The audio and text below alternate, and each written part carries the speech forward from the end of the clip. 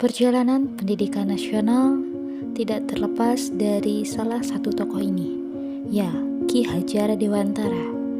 Beliau sangat berjasa di dunia pendidikan. Ki Hajar Dewantara juga diberikan gelar sebagai Bapak Pendidikan Nasional. Hari kelahirannya, tanggal 2 Mei, juga ditetapkan sebagai Hari Pendidikan Nasional. Berikut perjalanan pendidikan nasional sebelum dan sesudah kemerdekaan. Pendidikan pada zaman kolonial terpaku terhadap ideologi bangsa Belanda, sehingga pembelajaran yang dilakukan sesuai dengan pemahaman Belanda. Pendidikan yang diberikan oleh Belanda ini bertujuan untuk menciptakan sumber daya manusia, masyarakat Indonesia yang siap menjadi tenaga kerja untuk Belanda dan diberi upah yang minim. Namun, pendidikan yang diberikan oleh Belanda memberi dampak positif terhadap masyarakat Indonesia. Masyarakat Indonesia mulai dapat belajar membaca dan menghitung. Selain itu, dampak positif dari pendidikan yang diberikan Belanda adalah terbentuknya lembaga pendidikan di Indonesia yang dibangun oleh tokoh-tokoh pendidikan.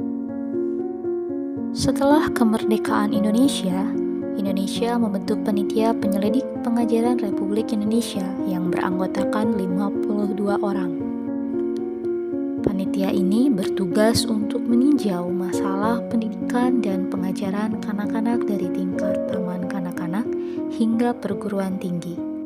Kondisi pendidikan di Indonesia setelah merdeka ini mengarah terhadap perubahan proses pembelajaran dan landasan pendidikan, sehingga dapat disimpulkan bahwa pendidikan di era ini bangsa Indonesia berusaha menghilangkan faham-faham pendidikan Belanda, sehingga siswa Indonesia memiliki ciri khas dari siswa Indonesia. Pembelajaran didesain sedemikian rupa agar budaya bangsa Indonesia dapat terus diwariskan ke generasi selanjutnya. Keberadaan abad ke-21 ditandai dengan adanya era revolusi industri 4.0, yang mana pada abad ini menjadikan abad keterbukaan atau abad globalisasi. Pada saat ini, Indonesia memasuki dan bahkan sedang berjalan era revolusi industri 4.0. Pada pembelajaran ini, tidak lagi berfokus terhadap penerapan kebudayaan, namun berfokus terhadap kemampuan berpikir kritis dan pemecahan masalah, kecakapan komunikasi, kreativitas, dan inovasi serta kolaborasi.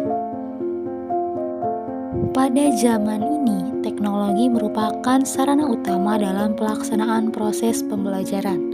Sebagai seorang guru, kita perlu meningkatkan kemampuan adaptasi teknologi serta dapat memanfaatkan teknologi untuk mengembangkan pembelajaran, sehingga akan membentuk siswa atau peserta didik yang memiliki kecakapan di era abad ke-21.